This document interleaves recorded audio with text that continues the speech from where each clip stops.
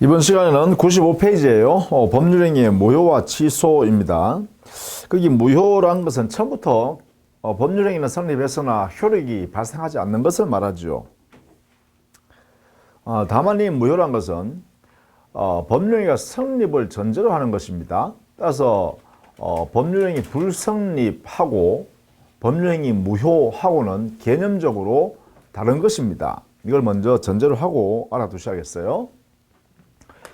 따라서 무효와 불성립은 다르다. 이렇게 알아두시고요. 그 다음 취소라는 것은 일단 유효한 행위입니다. 유효 행위에 대해서 취소를 함으로써 처음부터 소급해서, 처음부터라는 말은 소급한다는 거죠. 과거로 거슬러 올라간다는 뜻이니까 소급하여 무효로 이렇게 간주 확정하는 제도입니다. 이렇게요. 따라서 무효와 취소는 구별돼야겠죠. 무효는 아예 처음부터 무효인 상태죠. 그러나 취소라는 것은 일단 유효한 행위에 대하여 취소한다는 절차를 거쳐서 소급해서 무효로 이렇게 확정하는 제도이기 때문에 구별해야 합니다. 그래서 그것을 구체적으로 96페이지의 표로 그 무효와 취소를 구별해 놨습니다. 한번 살펴보시면 좋겠죠. 즉 무효 사유와 취소 사유가 각각 존재합니다. 그리고 무효란 것은 처음부터 당연히 확정적으로 무효이기 때문에 누구든지 무효를 주장할 수 있고 누구에 대해서도 무효를 주장할 수 있다, 이런 뜻이겠죠. 그러나 취소는 취소 사유가 있을 때 그 당사자가 취소권이라는 권리를 가지고 있는 사람이 있어야 되고 그 취소권을 가지고 있는 사람이 취소한다라고 취소권 행사해야 합니다. 그렇게 함으로써 소급해서 무효였던 것으로 바뀐다는 뜻이죠.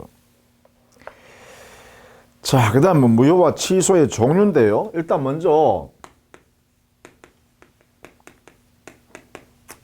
무효의 종류입니다. 이 무효의 종류는 원칙적인 우리 민법상의 무효라 하면 처음부터 당연히 무효입니다.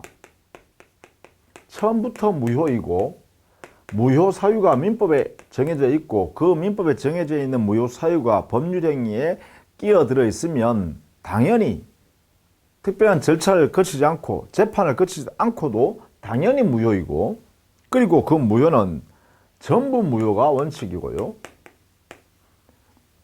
그리고 그 무효는 확정되어 있는 무효입니다.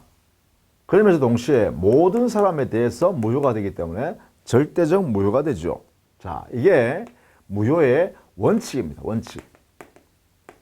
그러니까 보통 우리가 무효다라고 하면 이런 것을 지칭한다. 전체를요. 처음부터 당연히 전부 그리고 확정적으로 무효이고 그 무효는 모든 사람에 대해서 무효이기 때문에 절대적 무효이다. 이렇게 됩니다. 그러면 절대적 무효가 아니라 상대적 무효가 있겠죠. 반대로, 그죠? 이렇게 개념으로 상대적 무효가 있습니다. 이 상대적 무효라는 것은 특정되어 있는 사람에 대해서는 무효라고 할 수 없는 것을 말합니다. 그래서 예컨대 민법 우리가 107조와 민법 108조 우리 시험 범위 내에서는요, 여기에 무효 사유가 발생했을 때는 선의의 제3자한테 대항하지 못한다라고 우리 법에서 아예 정해놨습니다. 그래서 107조, 108조의 무효 사유는 선의의 제3자한테는 무효라고 주장을 할 수 없는 무효이기 때문에 상대적 무효라고 한다. 이렇게 되겠죠. 이게 이제 여러분이 꼭 알아두셔야 될 내용입니다. 그 다음에 확정적 무효가 원칙이지만 상대적으로요, 이 불확정적 무효, 예외적으로, 그죠? 또는 유동적 무효가 있습니다. 유동적이라든가 불확정이란 말은 고정되어 있지 않았다는 거죠. 그러니까 이게 변할 수 있다는 거예요. 무효가 유효로 바뀔 수 있다, 이런 성질을 가지고 있는 것을 바로 우리는 불확정적 또는 유동적 무효라 하죠. 이것은 우리가 앞에서 배웠던 무권대리 제도가 바로 그거였죠. 무권대리가 본인의 추인을 통해서 유효로 바뀔 수 있는 무효잖아요. 그러니까 무권대리 행위가 전형적인 불확정적이고 유동적인 무효다, 이렇게 할 수 있겠죠. 그리고 이제 여기서 우리 무효제도에서는 판례가 유동적 무효라고 한 사례가 있습니다. 그게 바로 토지거래 허가구역 안에서 허가받기 전에 매매 계약을 한 경우에 토지를요. 그 경우에 이 유동적 무효라고 한 것이 판례가 있어요. 그래서 여기서는 판례 공부를 좀 할 겁니다. 판례 사례를 공부 좀 해야 됩니다. 그 다음에 전부 무효가 원칙이지만 예외적으로 말이죠. 일부만 무효로 취급하고 나머지는 유효다. 이렇게 할 수 있죠. 이렇게. 이런 경우가 예외가 되겠죠. 자, 무효가 어떤 법률 행위 안에 일부분에 존재한다. 그럼 나머지는 유효한 내용으로 갖추어져 있다라고 할 때 우리 민법은 어떻게 취급하냐 하면 그 법률행위 전부를 무효로 취급하는 것이 원칙이다 이 말이죠. 다만 이렇게 예외적으로 그 일부분만 무효로 하고 나머지에 해당되는 부분은 유효로 하자라는 이러한 예외가 있다. 이렇게요. 이런 것을 우리는 일부 무효의 법리라 그래요. 원칙은 전부 무효로 취급하고 특별한 사정이 있을 때 일부만 무효로 하고 나머지는 유효다. 이렇게 연결되도록 하는 거예요. 이것을 우리는 알아두셔야겠죠. 일부 무효의 법리. 자, 일부 무효의 법리는 여기서 정리할게요. 137조에서 우리 민법에서 정해놨는데 이렇게 예외적으로 일부분만 무효로 하고 나머지는 유효로 한다라는 것은 바로 특별한 사정이 있어야 합니다. 사정. 그 사정이 뭐냐 하면 최소한 행위 당사자가 그 일부분만 무효로 만들고 나머지 부분은 그대로 유효한 행위로 하였을 것이라는 가상적 의사가 인정될 때만 예외적으로 일부 무효고 나머지는 유효다. 이렇게 해줄 수 있다고 우리 민법은 정했다는 거죠. 그것을 뭐라 하냐면 가상적 의사가 인정될 경우에 한해서만 이렇게 일부분만 무효로 하고 나머지는 유효로 하겠다. 이렇게 하는 것이죠. 자, 이것이 반드시 있어야 했다. 이 가상적 의사라는 것은 법률행위 해석이라는 방법을 통해서 인정되어져야 합니다. 즉 법률행위 해석의 방법 중에서도 보충적 해석이죠. 보충적 해석에 통해서 이 가상적 의사가 인정되는 것을 밝힌 다음에 나머지는 유효다. 이렇게 해석한다는 것이죠. 자, 이렇게 우리 137조 이렇게 하고 있다. 자, 이게 이제 우리 민법에 있는 원칙적인 무효 모습이다. 이렇게 좀 알아두시면 좋겠죠. 그 다음에 취소의 종류도 협의의 취소와 광의의 취소를 이렇게 나눌 수 있는데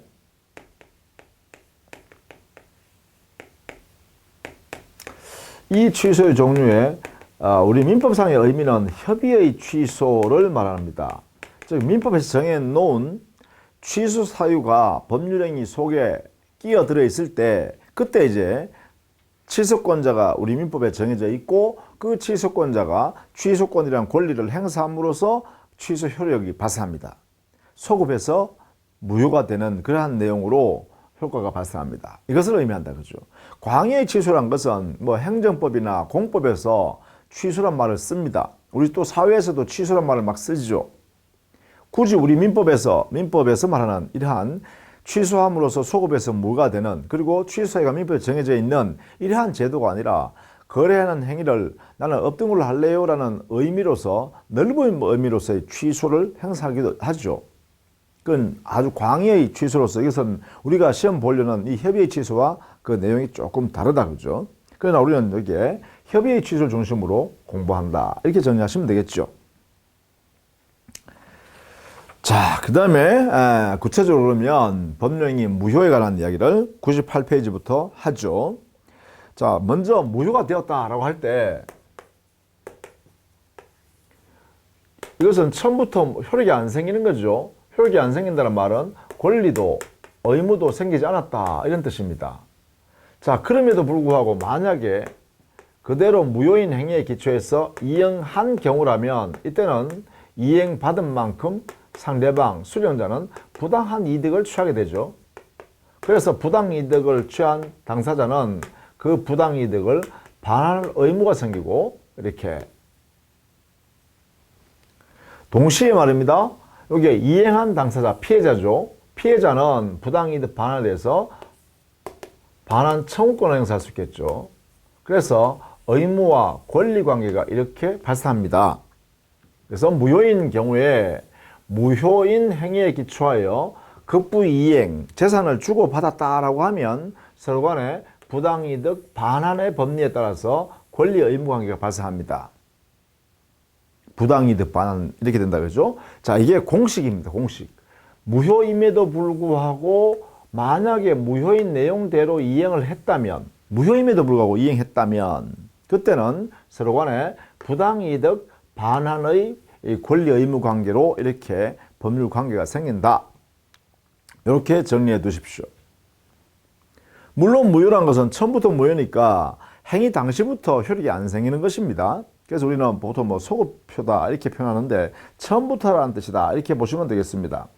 법령이 성립할 때부터 아예 효력이 생기지 않았다는 뜻이다. 자, 그 다음에 두 번째 1분 무효의 법리 설명해 놨죠. 무효에서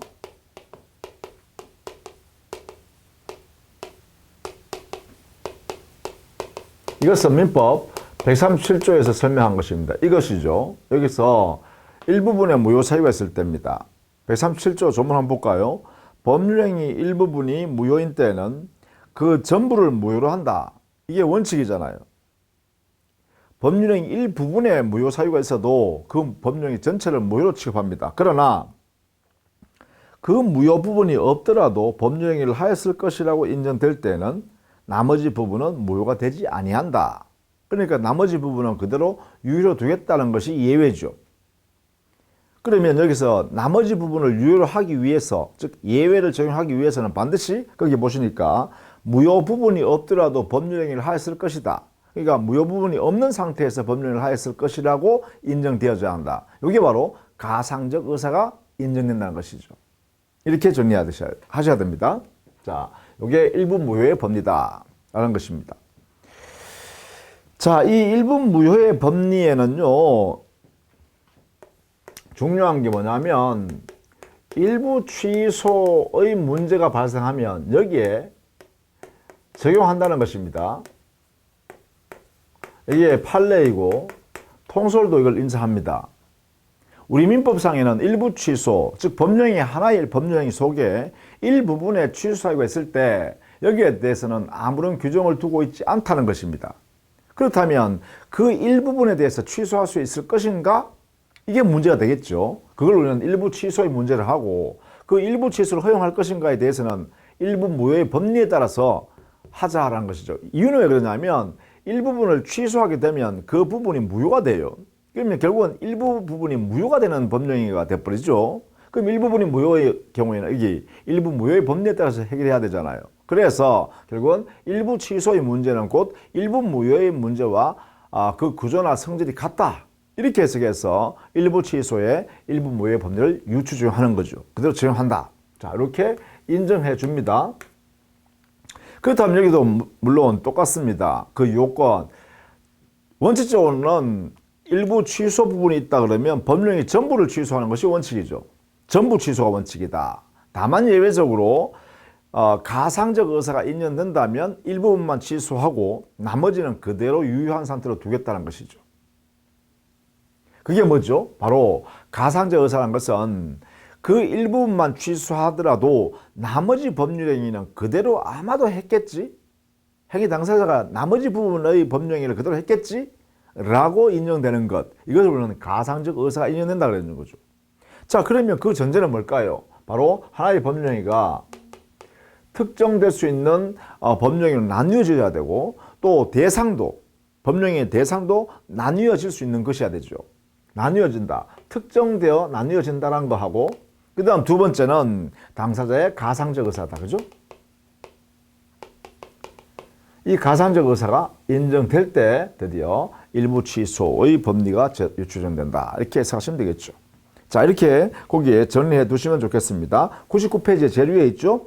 일부 취소의 문제. 요 판례 내용입니다. 잘 정리해 두셔야겠습니다. 그 다음 두 번째, 무효제도에서는 우리 민법에요, 무효행위의 전환이 있습니다.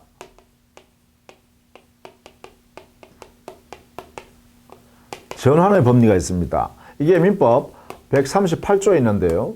이 무효행위 전환이라는 것은 실제로 한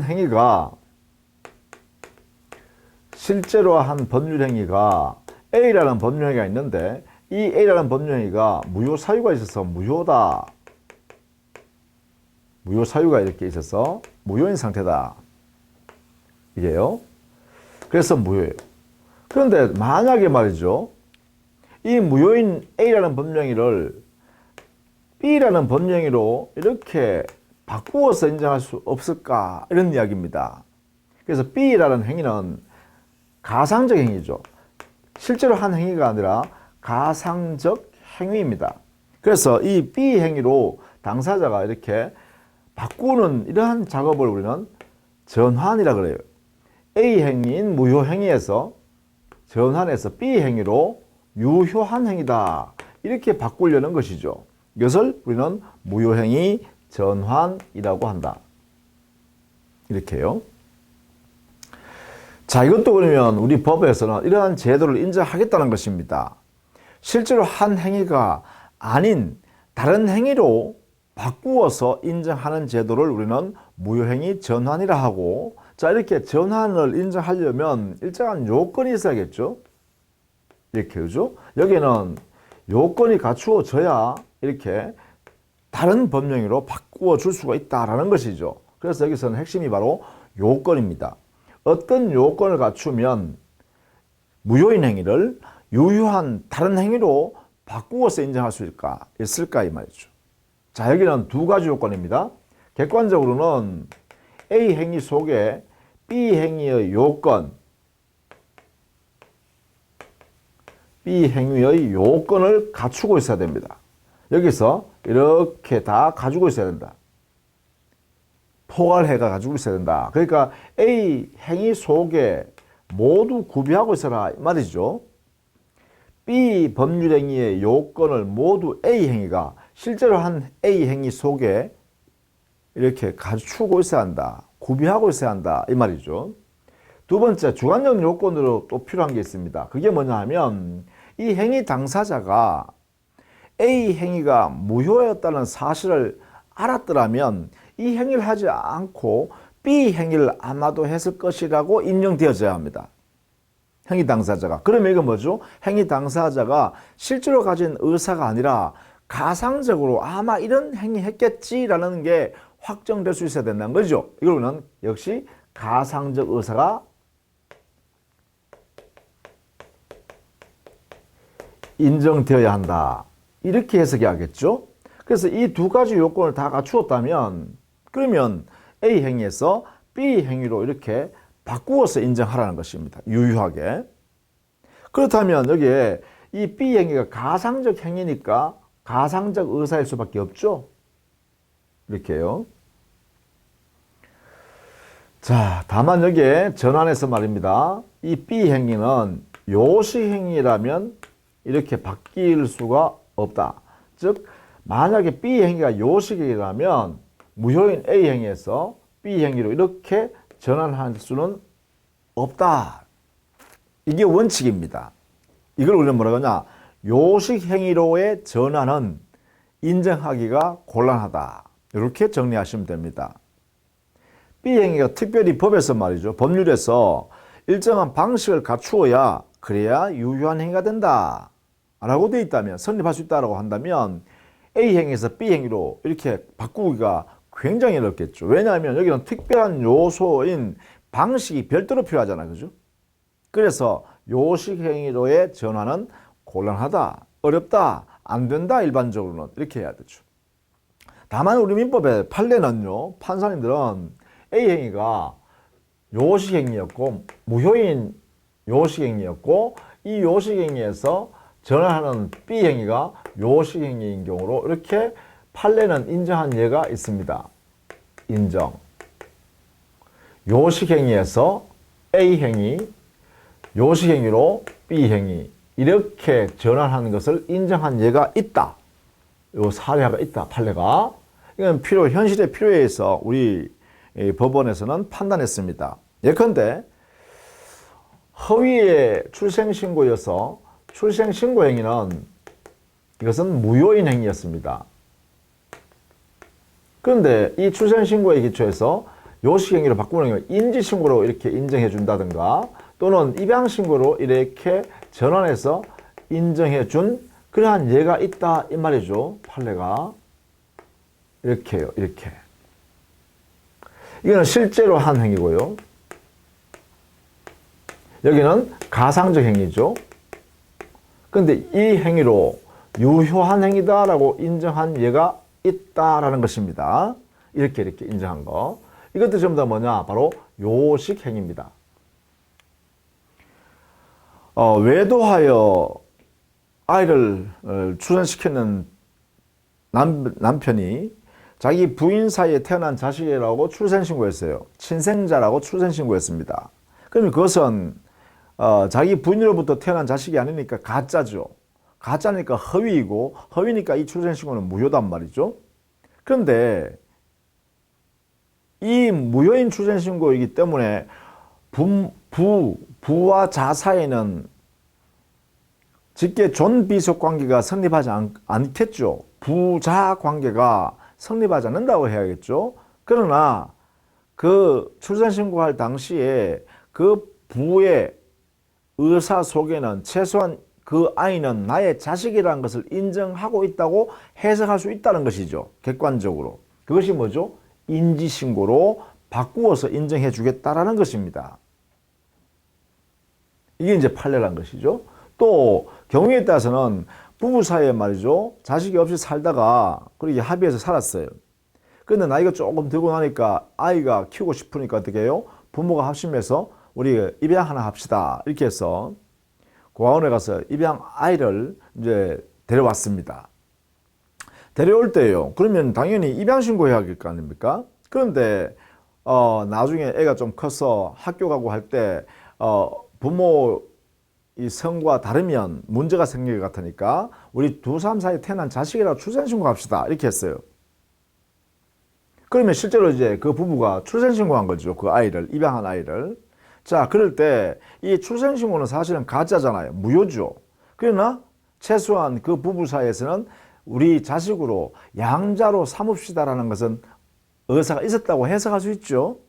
그래서 뭐로 바꾸어서 인정한다. 입양신고로 인정해서 그 효과를 양친, 양자 관계를 인정합니다. 그래서 양친자 관계를 인정하자라는 것이 판례다 이 말이지. 이렇게. 그래서 이런 내용이 있다라는 것입니다. 이것도 조심하시면 되겠어요. 요 정도로만 여러분이 정리를 좀 해두시면 좋겠다.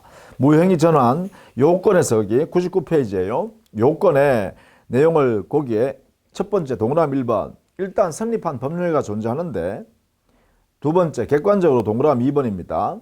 다른 법령의 요건을 구비하고 있을 것, 내포하고 있을 것. 이거는 객관적 요건이죠. 그 다음에 동그라미 3번. 다른 법률 행위를 하였을 의혹이 있었어야 한다. 이거는 뭐예요? 의도가 있었어야 한다. 이게 뭐예요? 바로 가상적 의사가 인정되어져야 한다라는 것이죠. 자, 이렇게 정리를 좀 해 두시자. 그 다음에 네 번째. 우리 교재는 다음 페이지예요. 100페이지예요. 무효행위 추인이라는 제도가 또 있다. 이 말이죠. 무효행위에서는 무효행위 추인 제도가 있다. 자, 이 무효행위 추인이라는 것은 일단 현실적으로 실제로는 무효인 행위가 존재하는데 이 행위 당사자가 지금 와서 말이죠. 야, 인정할란다. 이 종전에 한 이 A 행위를 A인 무효행위를 인정하겠다. 추인의 의사표시를 이렇게 했어요. 의사를 이렇게 표시했어요. 그럼 이때부터 어떻게 되냐?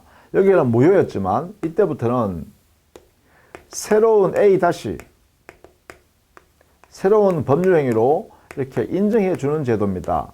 A 다시 행위로 이렇게 인정해 주는 제도예요. 언제부터요? 이때부터.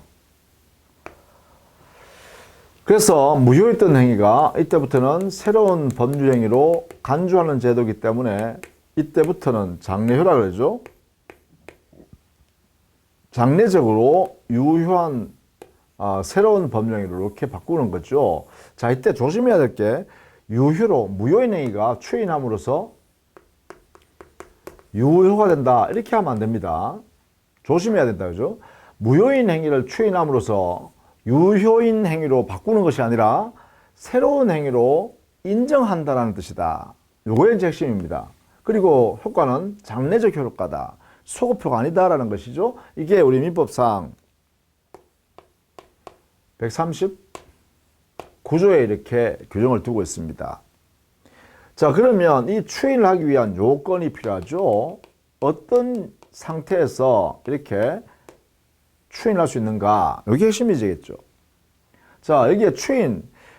자, 정례에 있었던 이 무효인 행위를 인정할게요.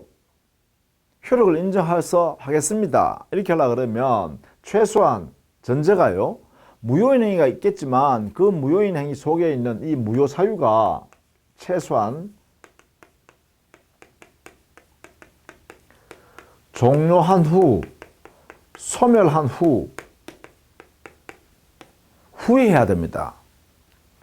무효 사유가 없어지고 난 뒤에 추인을 해야 이러한 효과가 생긴다라는 것이에요. 따라서 무효 사유 중에서 소멸되거나 종료될 수 없는 무효 사유는 무효행위 추인의 대상으로 삼을 수가 없다. 이렇게 하죠. 예컨대 무효 사유가 종료될 수 없는 것, 사회질서 위반, 불공정한 법률행위라든가 강행법규에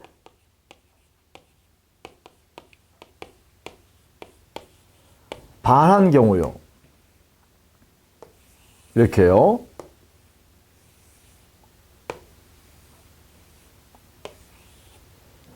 이런 경우에는 강행규정 위반은 강행규정 내용이 사회질서와 관계되는 내용이고 103조 이것은 사회질서에 반하는 행위이고 104조 현저히 불공정한 거래행위라는 법령이기 때문에 무효란 것인데 이것도 역시 사회질서 예시의 규정이고 그러니까 결국은 사회질서와 관계되어 그 법률행위 내용이 무효다라고 할 경우에는 사회질서를 위반한 내용이기 때문에 그 사유가 무효인 사유가 종료될 수가 없는 것이죠. 그러니까 당연히 이때는 아무리 추인한다 하더라도 새로운 법령으로 인정할 수가 없다는 것입니다. 그래서 여기에 103조 사회질서에 반하거나 104조 불공정한 법령이거나 강행법규에 반하는 법령이는 추인의 대상으로 삼을 수 없다. 이게 되겠죠? 이렇게요. 무효 사유가 종료될 수 없기 때문에 추인이 불가능하다. 이렇게 되겠죠. 그래서 후에 드디어 추인의 의사표시를 하게 되면 이렇게 새로운 법령으로 그때부터 인정되겠죠. 이때 추인의 의사표시 할 때는 무효임을 알고 해야 되죠. 무효가 되었다는 사실을 알고서, 그죠? 무효 사정을 알고 이런 상태에서 의사표시하겠죠. 그래서 이렇게 했을 때만 추인이 된다라는 것입니다. 자, 여기서 우리는 정리를 할 게 하나 있습니다. 뭐냐면 민법 137조 일부 무효의 법리, 138조 무효행위 전환, 139조 무효행위 추인 이 세 개 무효 제도에 관한 규정은 전부 다 임의 규정입니다. 모두 임의 규정입니다. 임의 규정이니까 이와 다른 당사자 약정, 당사자 약정은 그렇죠. 유효하다 이렇게 판단할 수 있죠. 이렇게 정리해 두셔야 됩니다. 그래서 이게 장래적 의미로서의 무효행위 추인 우리 민법 규정이었는데 만약에 이 행위 당사자가 소급해서 이게 무효인 행위를 새로운 행위로 유효하게 하자라고 하는 합의를 하면 그 약정은 유효하다 이래 되겠죠? 그 이유가 왜 그러냐면 139조는 임의 규정으로 해석해야 될 것이기 때문에 그렇다. 그죠? 그래서 당사자가 다른 약정으로 약정하는 것도 유효하다. 이렇게 정리를 좀 해두시면 되겠다라는 것입니다. 자, 이렇게 해서요. 우리 민법상에 무효제도 세 가지였습니다. 일부 무효, 무형의 전환, 그리고 무형의 추인. 이 세 가지는 우리 민법 명문 규정으로 무효제도를 가능하면 어떻게 해서라도 새로운 행위로서의 법률행위, 유효한 행위로 인정해 보려고 노력하는 제도들입니다.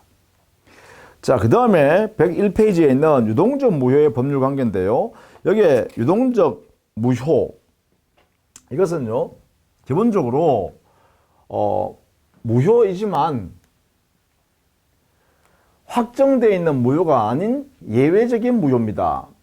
그 중에 우리 민법에 나오는 것은 무권대리행위가 있었고, 그 무권대리행위는 우리 민법 규정에서 무효가 유동적인 상태를 확정적으로 유효 만드는 것 또는 확정적으로 무효로 만드는 것, 이러한 제도를 다 만들어 놨습니다. 그래서 그 제도에 의해서 권리 행사하게 되면 무효가 유효로 바뀔 수도 있고 무효가 무효로 확정되는 것, 이게 되겠죠.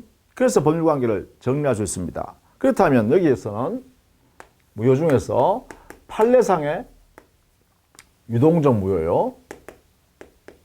그 사례가 바로 토지거래 허가구역입니다. 이 구역 내에서 그 토지에 대한 거래이죠.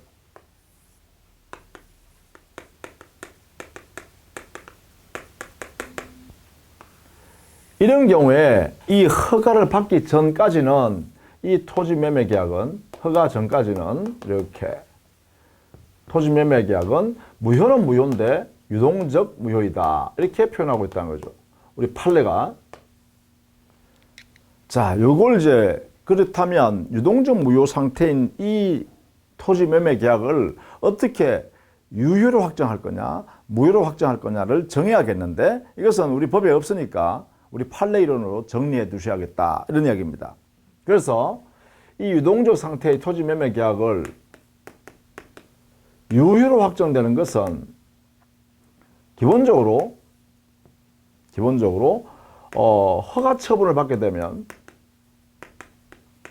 허가를 받기 전까지는 무효였지만 허가를 받게 되면 유효로 인정해야겠죠. 그래서 유효로 확정되게 된다. 이때 유효로 확정되는 것은 처분한 그때부터 앞으로만 유효가 되는 것이 아니라 이미 법률하기 했던 그 과거의 시점으로 거슬러 올라가서 매매 계약할 때부터 유효한 행위로 인정해주는 소급표가 있는 데입니다. 이래 되겠죠. 그 다음 두 번째는 이 허가구역 지정이 해제됐습니다.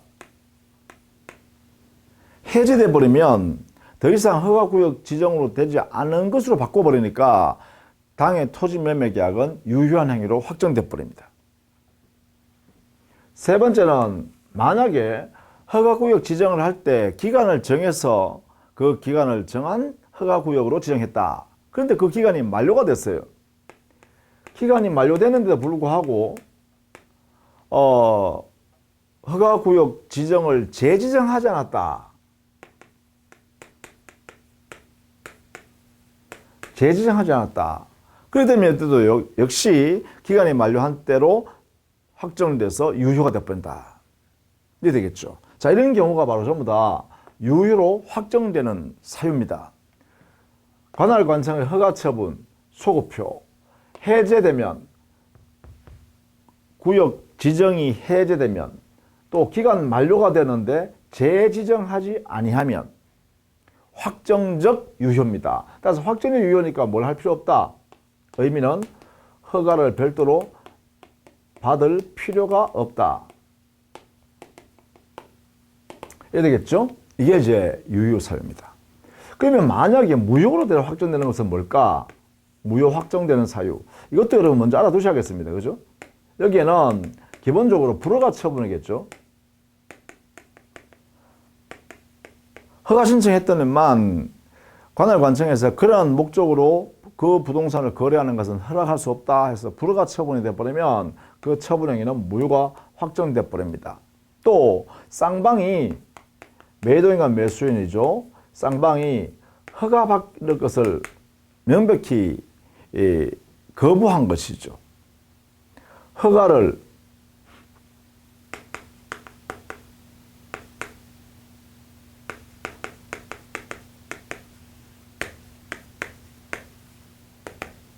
쌍방이 허가 안 받겠다라고 해버리는 것이다. 서로 간에, 그죠? 이러면 더 이상 허가 받을 수가 없잖아요? 그러면 당연히 무효로 해야겠죠. 그 다음에 기타, 이 토지 매매 계약, 무효 상태인, 유동적 무효 상태인 토지 매매 계약에 기타 무효 사유가 있는 경우입니다. 예컨대 통정 허위 표시했다든가 또는 비진입 표시해서 상대방 알 거나 알 수 있었다든가 기타 다른 무효 사유가 있다든가 또 만약에요 취소 사유가 있었는데 취소 사유로 인하여 취소권자가 취소권 행사한 경우요 이때도 역시 무효로 확정됩니다. 소급해서 예컨대 사기 강박을 당했다. 그래서 사기당한 사람, 강박당한 사람이 취소한다. 이렇게 했기 때문에 당해 법령에는 처음부터 무효가 되어버린다. 이 의미는 곧 취소 사유가 있으면 취소권 행사 가능하다 이 말이고 이것은 바로 무효와 취소의 이중효를 인정한 사례죠.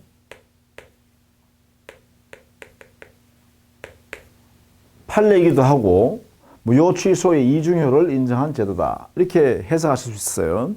이렇게.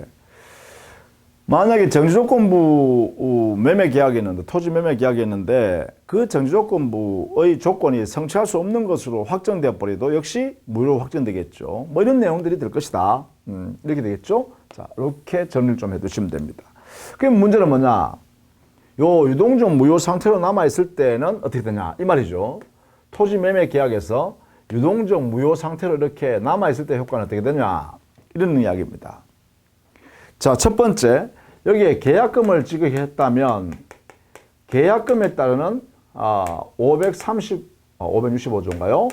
우리 민법상 565조에 따라서 해약금으로 추정하게 되고 해약금에 따라서 여기에 해제가 가능합니다. 이렇게요. 이게 첫 번째. 두 번째는 유동적 무효 상태니까 무효다. 따라서 권리도 의무, 채권도 채무도 안 생겼다 이 말이죠. 채권 채무 안 생겼으니까 채무 불이행이 없고요. 따라서 손해배상 책임도 없습니다. 이런 것도 발생하지 않습니다. 그리고 의무 불이행이 없으니까 계약 해제도 원칙적으로 채무 불이행을 이유로 하는 계약 해제도 할 수가 없습니다. 이게 대전제입니다.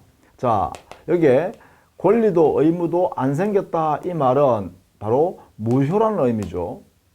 무효라는 의미니까 채무 불이행이 존재하지 않는다라는 것이고 채무 불이행이 존재하지 않는다면 손해배상 책임을 질 일도 없고요. 채무 불이행에 따르는 법정 해제권 행사도 할 수가 없다라는 것이죠. 따라서 대금을, 중도금을 또는 잔금을 주지 않는다고 해서 해제할 수 없습니다. 소유권이전 등기 안 해준다고 해서 해제할 수 없다 이 말이겠죠. 그리고 물론 손해배상도 할 수 없다 이래 되겠죠. 그 다음 세 번째. 자, 그럼 여기서 이제 문제가 되는 게 뭐냐면 요 계약금입니다. 계약금. 지금 당사자는 매매계약이 유동적 무효 상태인데 계약금은 교부되어 있잖아요. 그러니까 당연히 매수인이 계약금 지급한 것은 매매계약이 무효이기 때문에 내가 계약금 지급할 필요 없었다. 그러니까 계약금은 다시 돌려달라. 매도인 당신이 계약금을 가지고 있는 것은 부당한 이득이다. 그러니까 부당이득은 반환해야 될 거 아니냐. 그러니까 계약금 반환하라 라고 계약금 반환에 관한 청구를 했어요. 이 계약금 반환 청구라는 것은 바로 부당이득 반환이죠. 성격이죠. 자, 이게 가능한가라는 문제입니다. 여기에 대해서는 우리 판사님들이요, 이렇게 표현합니다. 야, 이게 무효는 무효인데 유동적 상태의 무효다. 유동적 상태. 유동적 상태의 무효란 것은 만약에 나중에 유효로 확정되어 버리면 그 계약금은 매도인이 가지고 있는 자체가 정당한 권리가 되죠. 가지고 있는 게. 그렇다면 당연히 부당한 이득이 될 수가 없죠. 그럼 무효가 확정되면 그때는 뭐예요? 그래, 그때는 확정되는 순간부터는 부당 이득이 맞다. 이렇게 되잖아요. 그래서 유동적 상태에 있는 범위 안에서는 부당이득 반환 청구권 자체도 확정되지 않았다. 이렇게 되는 거죠.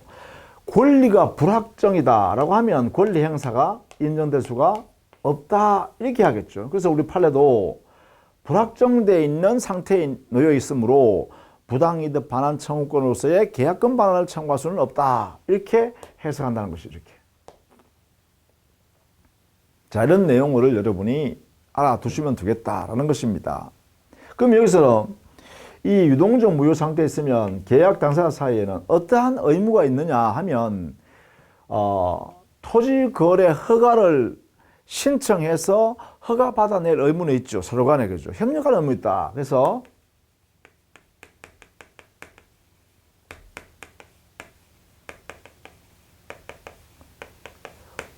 허가 신청에 협력 의무는 발생합니다. 따라서 의무를 발생했으니까 이것을 이행하지 않으면 불이행하면 여기에 따르는 손해배상은 책임져야죠. 이게 발생합니다. 그 다음에 소제기할 수 있죠. 불이행했으면 소제기도 가능하다. 그러나 이 불이행을 이유로 계약 해제는 할 수가 없습니다. 왜냐하면 여기에 협력 의무란 것은 부수적 의무입니다.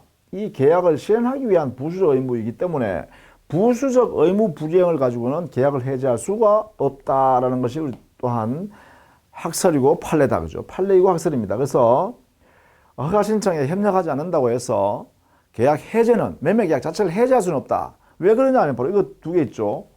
소송을 제기해서 협력을 강제할 수 있죠. 그리고 손해난 것은 손해배상 청구할 수 있죠. 이걸로 충분히 당사자의 그 불이익을 다 해소할 수 있다는 거예요.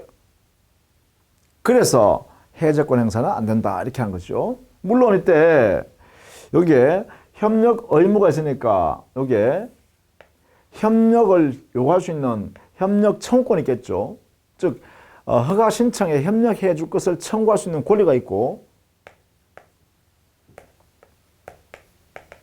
협력을 이행하라는 청구권 행사할 수 있고 이 청구권을 보존하기 위해서 가처분 이것은 처분금지 가처분 신청은 가능하죠.